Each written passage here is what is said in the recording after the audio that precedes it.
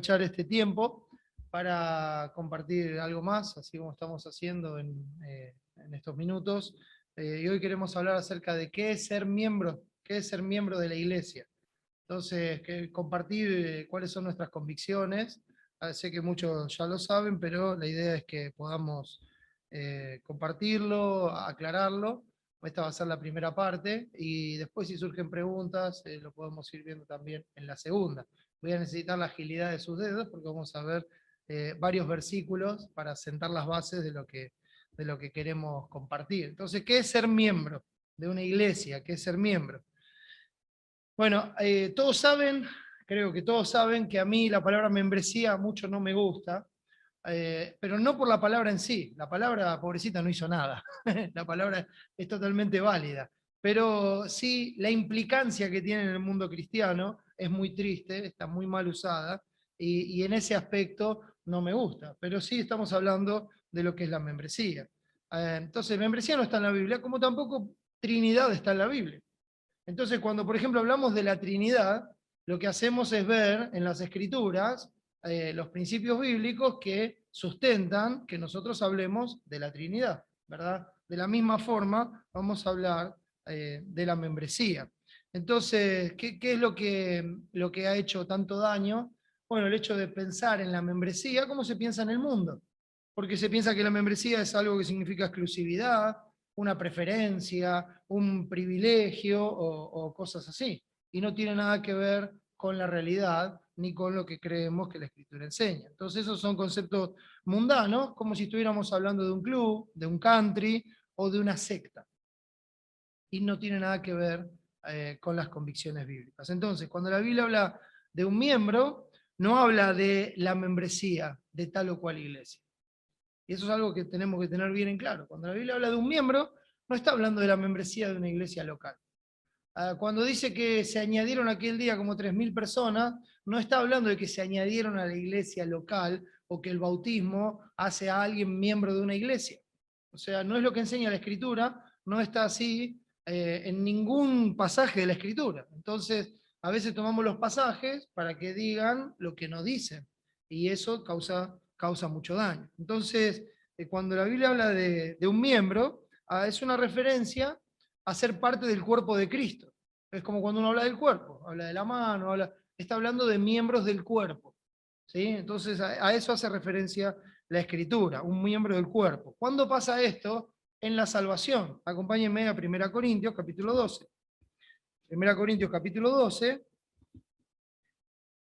empezando en el versículo 13, dice así: porque por un solo espíritu fuimos todos bautizados en un cuerpo. Vimos este pasaje cuando hablamos acerca de qué es el bautismo. Porque por un solo espíritu fuimos todos bautizados en un cuerpo, sean judíos o griegos, sean esclavos o libres, y a todos se nos dio a beber de un mismo espíritu. Además, el cuerpo no es un solo miembro, sino muchos. Si dijere el pie, porque no soy mano, no soy del cuerpo, por eso no será del cuerpo. Y si dijere la oreja, porque no soy ojo, no soy del cuerpo, por eso no será del cuerpo. Si todo el cuerpo fuese ojo, ¿dónde estaría el oído? Si todo fuese oído, ¿dónde estaría el olfato? Mas ahora Dios ha colocado los miembros, cada uno en ellos, en el cuerpo, como Él quiso. Así como en la creación Él hizo el hombre y lo hizo como Él quiso, lo mismo es el cuerpo de Cristo, la iglesia, donde cada uno de nosotros es puesto por obra del Espíritu Santo como miembro de ese cuerpo para cumplir una función determinada. La oreja no cumple la misma función que el ojo, que la mano, que el pie, que la boca. Entonces, cada una de las partes, y a eso hace la referencia a la palabra miembro, cumple la función determinada para la que Dios lo puso y le dio la gracia para estar ahí. Entonces, una referencia, esto, la membresía, de la que habla la Escritura, así explícitamente, cuando habla de un miembro, es una referencia al único y eterno cuerpo de Cristo, donde cada miembro es partícipe de una porción de la gracia de Cristo con el fin de edificar al cuerpo.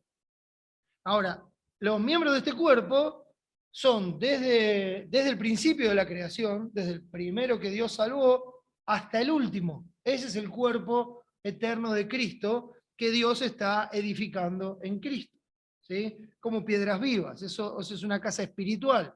¿Está bien? Entonces, son varias las alegorías que la Escritura usa para hablar de esto, y una de ellas es el cuerpo, para que nosotros tengamos un entendimiento de la dependencia que hay entre los miembros en un cuerpo. Entonces, no es por el bautismo de agua, no, es alegóricamente, como dice acá el texto, por el bautismo del Espíritu Santo. Somos sumergidos, puestos, injertados en el cuerpo de Cristo. Entonces, ¿qué quiere decir esto?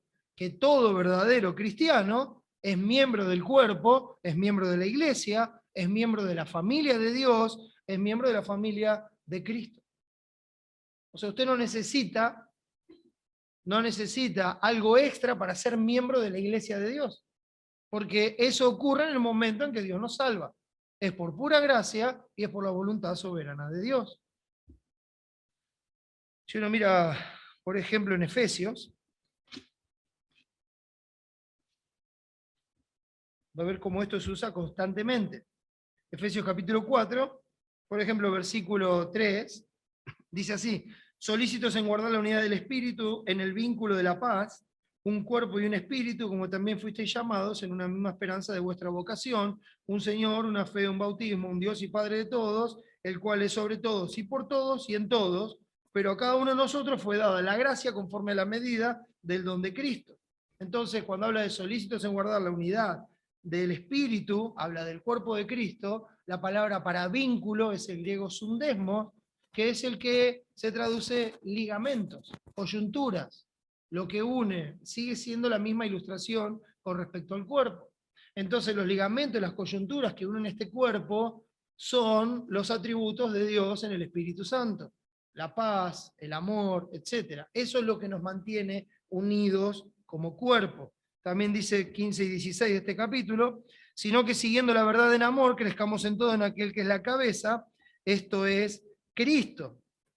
Dice, de quien todo el cuerpo bien concertado y unido entre sí, por todas las coyunturas que se ayudan mutuamente, según la actividad propia de cada miembro, recibe su crecimiento para ir edificándose en amor. Entonces ve ahí el cuerpo funcionando con cada uno, con el don de la gracia que ha recibido de Cristo, edificando a su hermano, que es miembro del mismo cuerpo. Entonces hay una edificación mutua siguiendo la verdad en amor, siguiendo la cabeza que es Cristo. Entonces ahí todo el cuerpo bien concertado y unido entre sí. Colosenses capítulo 3, un poquito más adelante, va a ser referencia a lo mismo, versículos 14 y 15, cuando habla de la vestimenta de los escogidos de Dios, dice, y sobre todas estas cosas, vestidos de amor, que es el vínculo perfecto, otra vez sundesmos, ¿sí? Es el ligamento, la coyuntura, sundesmos. Y la paz de Dios gobierna en vuestros corazones, a la que asimismo fuisteis llamados en un solo cuerpo, y sed agradecidos. Entonces, esto es el panorama bíblico cuando habla de un miembro. Hay otros textos, hermanos, les animo a que estudien y que los puedan buscar, ahí van a encontrar lo mismo. Son algunos como para que podamos comprender el principio. Entonces, ¿a qué hacemos referencia con la membresía de la iglesia local? Bueno, para esto necesitamos recordar cuál es el propósito bíblico de la iglesia, y lo podemos ver con tres enunciados que son bíblicos y que son básicos. Esto no hay un orden de importancia, y enseguida lo vamos a ver. ¿Para qué está la iglesia? La iglesia está para manifestar la gloria de Dios, o sea, para mostrar el carácter de Cristo como cuerpo de Cristo. La iglesia está para edificar a los santos para la obra del ministerio, y esto también lo encontramos, por ejemplo, en Efesios 4, y la iglesia está para predicar el evangelio hasta lo último de la tierra. Ahora, estas tres cosas, no es que no, primero esto, segundo aquello, tercero. No, hermano, estos tres propósitos son interdependientes. Uno se cumple cuando se practica el otro. ¿Sí?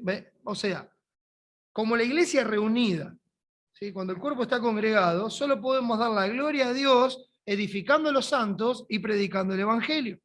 Predicándonos el Evangelio entre nosotros, hablándonos de Dios, de Cristo, a través del Evangelio entre nosotros. Entonces nos edificamos y le damos la gloria a Dios. Solo podemos edificar a los santos mostrando el carácter de Cristo, o sea, su gracia en nosotros, la porción de la gracia que Dios nos dio, hablando, enseñando y exhortando con el Evangelio, que es lo que nos enseña la palabra, que debemos exhortarnos con la palabra que sobreabunda en nuestros corazones. Solo podemos predicar el Evangelio al mundo cuando somos edificados en el Evangelio por el carácter y obra de Cristo a través de la iglesia. Cada hermano es una porción de la gracia de Cristo y nosotros dependemos unos de otros para ser edificados mutuamente. Por eso se nota grandemente cuando un miembro no cumple su función. Cuando un miembro no está considerando al otro para estimularlo al amor y a las buenas obras. Cuando no está considerando a su hermano para edificarlo en el amor, en la paz, en la gracia de Dios, con el Evangelio. Cuando un miembro, como se hablaba hoy, es perezoso y no quiere conocer a Cristo, no quiere conocer la palabra, no quiere crecer en la gracia y el conocimiento, no tiene nada para darle al otro. Eso es un tema que podemos tratar aparte. ¿Por qué termina siendo un problema? Porque cuando hay una parte en el cuerpo que no funciona, normalmente es porque está enferma, porque está lastimada, el cuerpo se pone como gangrena, como recuerdan Himeneo y Fileto, que son como gangrena en el cuerpo. ¿Y qué hace cuando un miembro del cuerpo está con gangrena, mis hermanos? Esa parte se corta y se saca del cuerpo porque daña a los demás. Entonces, la ilustración sigue siendo la misma, y es para que nosotros lo podamos comprender plenamente con el cuerpo que Dios nos dio. Estas son, mis hermanos, responsabilidades de cada miembro de la iglesia de Cristo. Usted, salvado por la gracia de Dios, fue puesto en el cuerpo y estas son sus responsabilidades que debe cumplir por amor a Dios. Todo cristiano tiene que cumplir con estas cosas, porque es para lo que Dios lo salvó y para eso lo puso en un cuerpo. Hebreos capítulo 10. Bien conocido el texto para nosotros. Hebreos capítulo 10, versículo 24, dice así: y considerémonos unos a otros para estimularnos al amor y a las buenas obras, esas que Dios preparó de antemano para que anduviésemos en ellas, no dejando de congregarnos, de reunirnos y unirnos profundamente, episunagogeo, como algunos tienen por costumbre, sino exhortándonos, y tanto más cuando ves que aquel día se acerca, porque si pecaremos voluntariamente. Si no lo hacemos, si no consideramos al otro, si no nos exhortamos, si no nos animamos, estamos pecando voluntariamente, porque sabemos lo que la Biblia dice que tenemos que hacer y decididamente no lo estamos haciendo y nos estamos rebelando contra Dios. Entonces, esto es una responsabilidad de todo miembro del cuerpo de Cristo. Si usted dice, yo soy un cristiano, Dios me salvó, esto es lo que la Biblia dice que tiene que hacer. Ahora, el punto es, bueno, ¿dónde se hace esto? ¿Cómo se hace esto? ¿Dónde lo cumplo? ¿A quién le rindo cuentas por lo que estoy haciendo? ¿Quién vela por tu santidad y por tu función en el cuerpo? ¿Quiénes son los que van a reconocer la gracia de Dios en tu vida y que van a ser edificados por tu trabajo específico en el cuerpo de Cristo? ¿Quiénes son? Los hermanos que no conoces de África, de China, de Inglaterra. No, de ninguna manera. De ninguna manera. Son hermanos físicos que están presentes con los que convivimos. Entonces, esto solamente se cumple cuando nosotros conocemos la iglesia. Debemos conocer la iglesia, o sea, conocer a los hermanos, debemos conocer la familia, debemos saber de cada uno, debemos saber quién es, cómo está viviendo, qué cosas pasan, porque si no, no podemos desarrollar esto. A veces pasa en un cuerpo o en una familia que uno está interesado en que lo conozcan, pero no le interesa conocer a los demás. Uno está interesado en contarle lo que le pasa a uno, a todo el mundo, pero no le interesa lo que le pasa a los demás. Entonces los miembros no se están preocupando los unos por los otros. No hay cuidado. Entonces uno podría hablar, en términos generales, de la familia humana, ¿no? Entonces, cuando habla de la familia humana, de hecho, la palabra en Hechos 17 nos enseña que todos venimos de una sola sangre, que Dios de una sola sangre hizo a todos los hombres, a todos. No importa si es marrón oscuro o marrón clarito, a todos nos hizo Dios de una sola sangre. Entonces puede hablar de la familia humana respecto a Dios como creador, somos todos hermanos. Respecto a Dios como creador, somos todos hermanos. Pero usted tiene un apellido que lo identifica en medio de la familia humana. Y aún dentro de los que tienen el mismo apellido, algunos tenemos un apellido común, González. Hay miles de millones de González, qué sé yo, no sé cuántos González hay. Pero aún dentro de los González, uno tiene su familia. Uno está identificado con su familia. Por ahí se encuentra un González por ahí, pero ni lo conoce, no sabe quién es, no sabe cómo vive, no sabe nada. Entonces, dentro de los González, usted tiene una familia. ¿Acaso algún padre es responsable ante Dios de proveer para todas las familias del mundo? ¿Todas las familias del país? ¿Todas las familias de la provincia donde vive? ¿Todas las familias del barrio donde vive? ¿De la manzana donde vive? ¿De la cuadra donde vive? ¿Aún de la casa cuando en esa casa hay más de una familia? No, es responsable de su familia. Es responsable. Esto es parte de la vida diaria de todos nosotros. No le estoy dando algo que no conoce o que lo estoy descubriendo ahora. No, esto es lo que pasa todos los días. Entonces, hermano, solo la suya, ¿por qué sería diferente en la iglesia? La iglesia de Cristo es inmensa, mis hermanos, a lo largo de todo el mundo. Pero dentro de esa familia, todos tenemos un apellido. Y ese es el apellido que nos identifica. Uno debe conocer a su familia y debe conocer sus responsabilidades para con ellos. Debe saber por quién debe preocuparse y de quién debe ocuparse para no estar pecando contra el Señor. Si no, queda todo en un lirismo, donde uno dice, ay, si yo soy miembro de la iglesia, y yo tengo a mis hermanos y los amo con todo el corazón. ¿Y quiénes son tus hermanos? No tengo la menor idea. Ni siquiera sé cómo se llaman. No sé qué les pasa. No sé qué necesidades tienen. No sé si están enfermos, si están sanos, si están bien económicamente. No sé nada. No sé nada de ellos. Pero los amo profundamente. Es una gran mentira eso. Es una gran mentira. Entonces, en la práctica, claro. Por ahí emocionalmente, sentimentalmente, es verdad, es honesto. Pero en la práctica no hay amor. Recuerde que el amor está relacionado con las acciones y no solamente con los enunciados. ¿Con qué debe preocuparse y ocuparse de los hermanos? Con la gracia recibida de Cristo para la función determinada como un miembro del cuerpo. El Dios de toda gracia es el que nos da la gracia para eso. Por esto, la Biblia distingue la iglesia de las iglesias. Hay momentos donde la Biblia habla de la iglesia eterna de Cristo, donde están todos los hermanos de todos los tiempos dentro del cuerpo de Cristo, y recuerden que en Cristo todos están vivos. Todos están vivos. Dios es Dios de vivos, no de muertos. Es un cuerpo vivo. Entonces, en el cuerpo de Cristo de todos los tiempos están todos los hermanos y esa es lo que la Biblia hace referencia como la iglesia, hablando de la iglesia.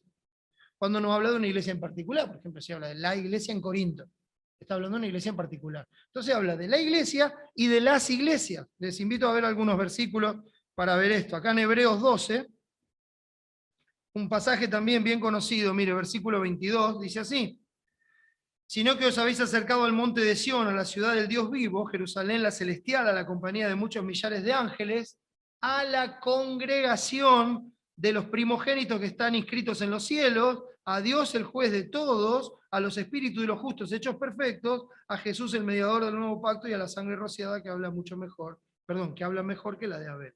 La palabra para congregación acá es el griego eclesia. Eclesia. O sea que está hablando de la iglesia.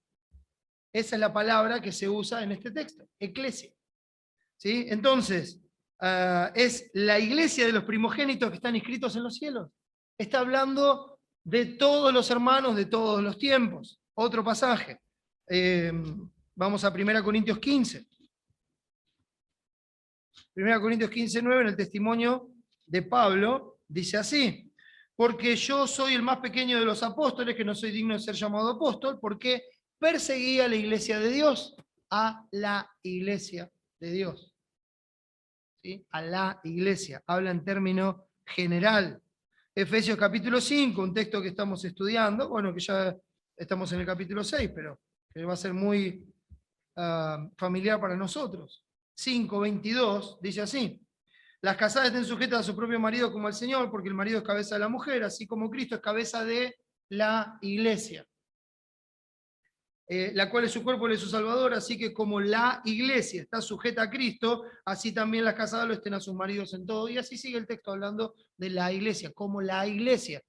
Y nosotros entendemos que acá habla en un término general de todos los hijos de Dios en todos lados, en todos los tiempos. Hace referencia a la iglesia, porque Él es su Salvador.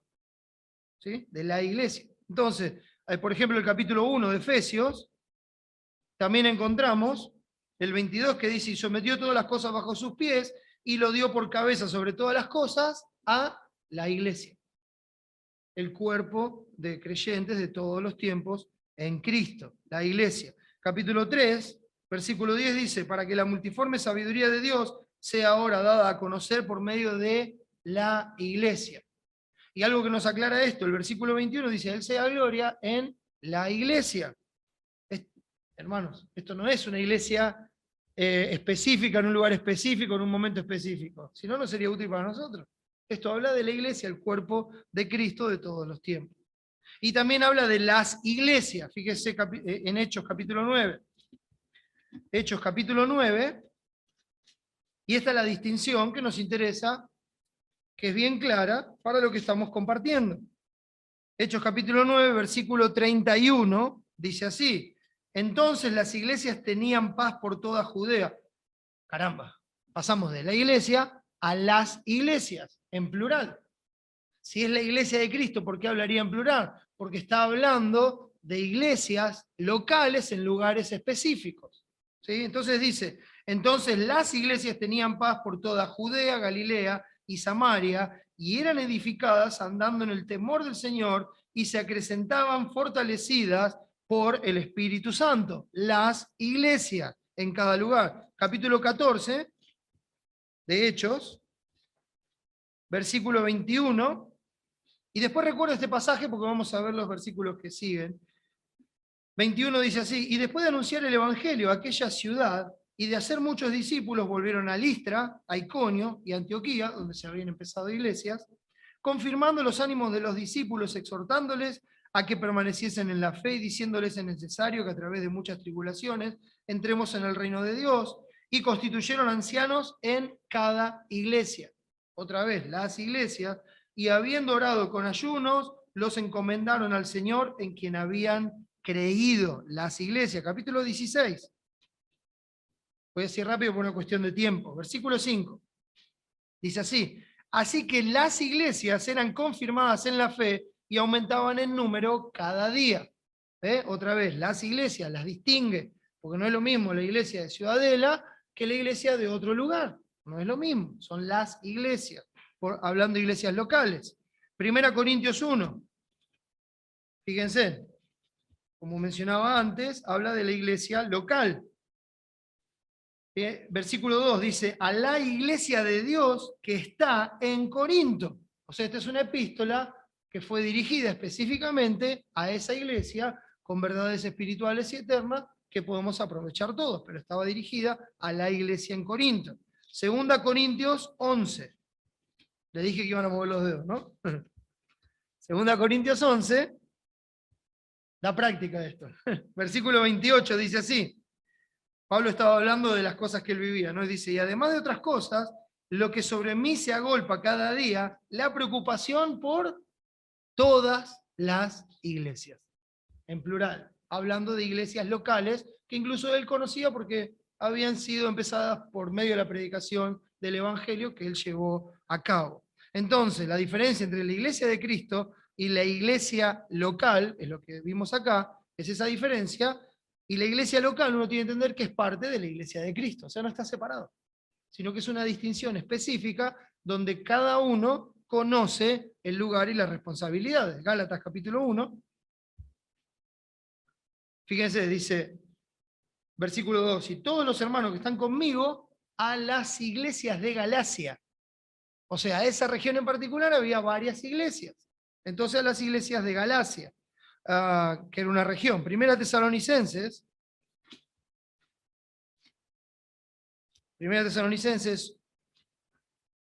1, dice Pablo, Silvano y Timoteo, a la iglesia de los tesalonicenses, o sea, la iglesia en Tesalónica, que era una ciudad, no una región como Galacia. Y el capítulo 2, versículo 14 dice, porque nosotros, hermanos, vinisteis a ser imitadores de las iglesias de Dios en Cristo Jesús que están en Judea. Quiere decir que en Judea había varias iglesias de Dios. Entonces se habla así de las iglesias locales. Entonces, para tener un ejemplo, y con esto terminamos por hoy, ¿dónde estaba, mira la pregunta, dónde estaba la membresía de Saulo de Tarso o de Pablo el apóstol? ¿Dónde Saulo de Tarso, ejercía los dones que había recibido de Dios, por Cristo? ¿Dónde lo reconocieron y enviaron a Saulo de Tarso, a Pablo el apóstol? ¿Dónde? ¿Dónde rendía cuentas el apóstol Pablo? O sea, ¿de dónde era miembro Pablo?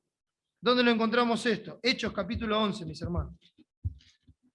Usted va a ver que no figura la palabra miembro, ni que habla de la membresía, pero va a ver que todo lo que mencionamos antes es ejercido en una iglesia en particular específica, y Pablo y la Escritura es una distinción muy importante para nosotros. Capítulo 11 de Hechos, ¿qué había pasado? Había venido la persecución, y los hermanos, a donde fueron, predicaban el Evangelio. Iban pasando, predicaban el Evangelio y la gente se convertía. En las distintas ciudades, en los distintos lugares, Dios salvaba. Entonces, el versículo 21 dice, y la mano del Señor estaba con ellos, y gran número creyó y se convirtió al Señor. Llegó la noticia de estas cosas a oídos de la iglesia que estaba en Jerusalén, y enviaron a Bernabé que fuese hasta Antioquía. Cuando llegó y vio la gracia de Dios, se regocijó y exhortó a todos a que con propósito de corazón permaneciesen fieles al Señor, porque era varón bueno y lleno del Espíritu Santo y de fe, y una gran multitud fue agregada al Señor. ¿Qué es lo que vio Bernabé? Dice, necesitan los dones de la gracia de Dios para que esta iglesia sea edificada. Entonces, ¿qué hizo? Después fue Bernabé a Tarso para buscar a Saulo, y hallándole, le trajo a Antioquía. Y se congregaron allí todo un año con la iglesia, y enseñaron a mucha gente, y a los discípulos se les llamó cristianos por primera vez en Antioquía. Entonces fueron a la iglesia de Antioquía y ahí ejercieron sus dones. Capítulo 13 de Hechos, dice así. Había entonces en la iglesia que estaba en Antioquía, habla de una iglesia particular, local, en un lugar específico, con una membresía específica. Y dice, había entonces en la iglesia que estaba en Antioquía profetas y maestros. Bernabé, Simón, ¿no? Sí, el que se llamaba Níger, Lucio de Cirene, Manaén, el que se había criado junto con Herodes el tetrarca, y Saulo. Ministrando estos al Señor y ayunando, dijo el Espíritu Santo, apartadme a Bernabé y a Saulo para la obra a que los he llamado. Entonces, habiendo ayunado y orado, les impusieron las manos y los despidieron. Y mire qué interesante, dice, ellos entonces enviados por el Espíritu Santo. El Espíritu Santo que une esa iglesia, que reconoce los dones y la tarea que Dios le ha encomendado, lo reconocen y los envían en nombre de Dios, o sea, fueron enviados por Dios a través de la iglesia. ¿Dónde lo reconocieron y lo enviaron? En Antioquía. ¿Dónde rendía cuentas? Capítulo 14, el pasaje que vimos recién, un poquito más adelante. Ya leímos 21 al 23, 24 dice, pasando, 14:24, pasando luego por Pisidia, vinieron a Panfilia, y habiendo predicado la palabra en Perge, descendieron a Atalia, de allí navegaron a Antioquía, desde donde habían sido encomendados a la gracia de Dios para la obra que habían cumplido. Y habiendo llegado y reunido a la iglesia, refirieron cuán grandes cosas había hecho Dios con ellos y cómo había abierto la puerta de la fe a los gentiles. ¿A qué volvieron ahí? A dar cuentas. ¿De dónde salieron para el conocido como el segundo viaje misionero? De Antioquía. ¿A dónde volvieron? A Antioquía. Después salió para el tercero, pero ya sabía que no iba a volver, porque Dios tenía otros planes para el apóstol Pablo, y terminó en Roma, donde también murió. Pero ¿a dónde fue y vino? Lo envió a la iglesia, lo reconoció la iglesia, lo envía a la iglesia, hace lo que la iglesia lo envió a hacer, vuelve a dar cuentas. Va, hace lo que la iglesia lo envió a hacer, vuelve a dar cuentas, porque esa era la iglesia con la que él estaba identificado, donde ejerció sus dones, donde lo reconocieron y donde lo enviaron. Amén. Entonces, definimos la membresía de la iglesia local, no es cortito, así que lo voy a repetir. Definimos la membresía de la iglesia local como la unión natural y voluntaria de un miembro de la iglesia de Cristo a la comunión en Cristo con los santos de un lugar específico, sometiéndose gozosamente a la autoridad dada por Dios a la iglesia, con la responsabilidad y diligencia de poner por obra los unos a los otros, que el Señor nos ha encomendado, ministrando sus dones a los hermanos para la edificación de los santos, la proclamación del Evangelio y la manifestación de la gloria de Dios, adorando a Dios en espíritu y en verdad. Eso es a lo que hacemos referencia cuando hablamos de la membresía de la iglesia local. Lo vamos a seguir viendo, pero lo leo una vez más. Definimos la membresía de la iglesia local como la unión natural y voluntaria, o sea, se da naturalmente y uno lo hace voluntariamente, de un miembro de la iglesia de Cristo, o sea, de alguien que ya es un hijo de Dios, a la comunión en Cristo con los santos, esto es porque hay un mismo sentir, la comunión en Cristo con los santos de un lugar específico, sometiéndose gozosamente a la autoridad dada por Dios a esa iglesia, no al pastor, sino a la iglesia, como tal, para ejercer lo que la iglesia tiene que hacer.